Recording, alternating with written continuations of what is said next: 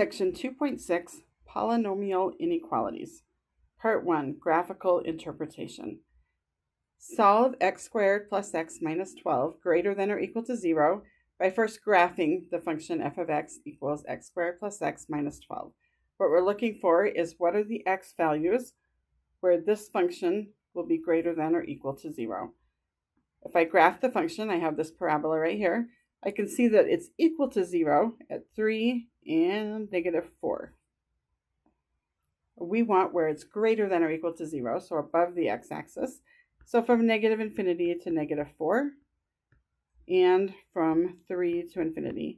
It says greater than or equal to, so I included the brackets on the negative 4 and 3. Let's look at this one. Solve x squared less than x by first graphing the two functions. The left side, f of x equals x squared, and the right side, g of x equals x. If I graph those two, the purple one is x squared, and the green line is x. So I want to know where x squared is less than x, so where the x squared graph is below the x, so where the purple graph's below the green. And here we have from 0 to 1, so they intersect when x is 1, and they intersect when x is 0. And in between 0 and 1 is where x squared is less than x.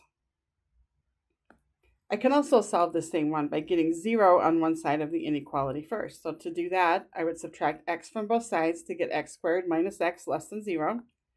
Graph that function. I have this right here. Now our x-intercepts are 0 and 1. So where x squared minus x equals 0 is at 0 and 1. And we're less than 0 right here. So between 0 and 1, which is the same thing that I got before. Solve 2x times x plus 1 times x minus 3 greater than or equal to 0 by first graphing the function. If I graph this function, I have this right here. Our x-intercepts are 0, negative 1, and 3. And I want to know where the function is greater than or equal to 0. That will be these parts right here that I highlighted in blue. So from negative 1 to 0 and from 3 to infinity. And it says greater than or equal to, so again I use brackets instead of parentheses.